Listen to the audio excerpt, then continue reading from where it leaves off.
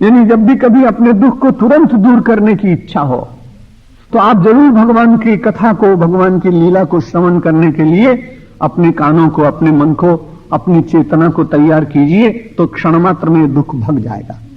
लेकिन जो भाग जाता है तो भाग जाने के बाद उसको लौटने की भी इच्छा होती है, इसलिए वह दुख कई बार फिर मानव के पास कालांतर में आने की चेष्टा करता है।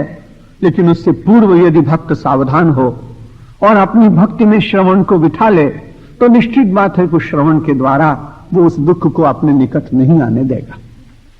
मैं रोज ही आपसे निवेदन करता हूं कि हिंदू धर्म और इसके दार्शनिक विचार केवल मोक्ष के लिए नहीं, यदि मोक्ष के लिए विचार होते तो मानव को केवल किसी ज्योतिषी से पूछ लेता कि मेरा अंतिम समय कब आएगा, और उससे 1 वर्ष 2 वर्ष पहले और ये सब साधना और प्रवचन और कथा और कीर्तन और सद्गुण और दैवी संपत्ति इनको धारण करने का प्रयत्न कर लेता।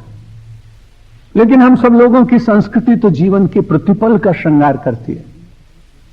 जीवन में लौकिक श्रृंगार के लिए तो आदमी प्रातः काल, सायंकाल अपने स्नान घर से बाहर निकलता है, तब करता है। लेकिन जो हमारा दार्शनिक चिंतन है वो मानव का चलते फिरते सोते जागते उसके आंतरिक जीवन का इन सद्गुणों और सद्विचारों के चिंतन के माध्यम से उसको परिष्कृत करता रहता है। इसलिए जीवन की कला है, जितना धर्म और दर्शन का विचार है वो जीवन को जीने की कला सिखाता है, इसलिए इसका बड़ा महत्व है। जब जानकी जी ने कथा सुनी तो उनको बड़ी इच्छा हुई, श्रवण करने के बाद दर्शन करने की इच्छा होती है। उन्होंने बड़े प्रेम से कहा कि श्रवण मत जो कहा सुहाई, प्रगट न होत किन भाई। जिन्होंने हमारे श्रवण के अमृत के लिए, श्रवणों के लिए अमृत तुल्य ये कथा सुनाई, अरे वो प्रगट क्यों नहीं हो रहा है भाई? तुम प्रगट क्यों नहीं हो रहे हो? कथा सुनते सुनते भगवान को प्रकट करने की इच्छा मन में जगती है। जानकी जी ने अपने राम जी की कथा सुनी तो सुनने के बाद जो कथा कह रहा है कितना अच्छा होगा, कितना श्रेष्ठ होगा, ऐसा मन में विचार करने के बाद उससे प्रकट होने के लिए कहते हैं। बड़ा लाभ है।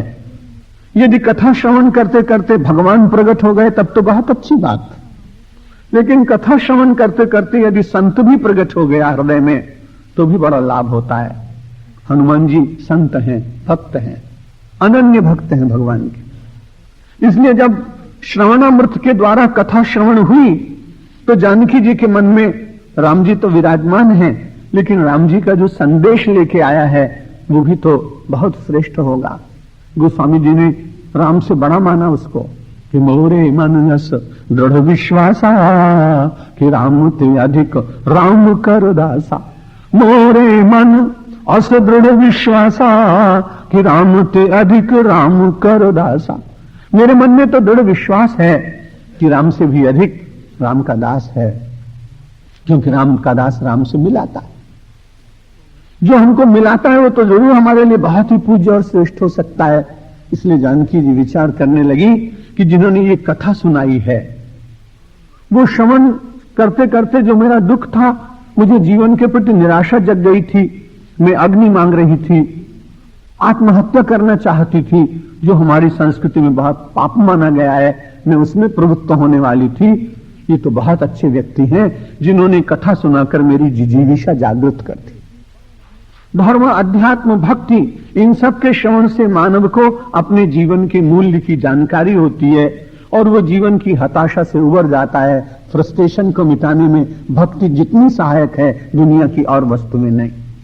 अमेरिका जैसे देश में यदि भारतीय भक्ति के प्रति थोड़ा प्रेम जगा है तो मैं उसका कारण यही मानता हूं कि उनके कोई संस्कार नहीं है, लेकिन उस भक्ति के करने से उनके भीतर से फ्रस्ट्रेशन की कुछ निवृत्ति होती है। वो LSD के प्रॉब्लम से कुछ छुटकारा पा रहे हैं। एडिक्शन उनके यहाँ कुछ कम होते हैं, इसलिए लोग उनको इस्कॉन में ले जाते हैं। बच्चों को श्री कृष्ण का कीर्तन कराते हैं, गीता का अध्ययन कराते हैं।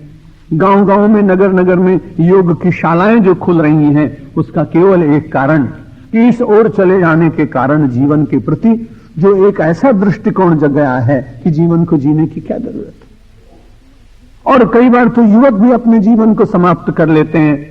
भक्ति का लौकिक बड़ा लाभ कि आदमी को जीवन ऐसा लगेगा कि जीने लायक। जब जीवन जीने लायक है तो जीने के लिए उसे ठीक बनाने का प्रयत्न करना पड़ेगा। तो जब श्रवण करते हैं तो श्रवण करने के बाद महिमा ज्ञात होती है।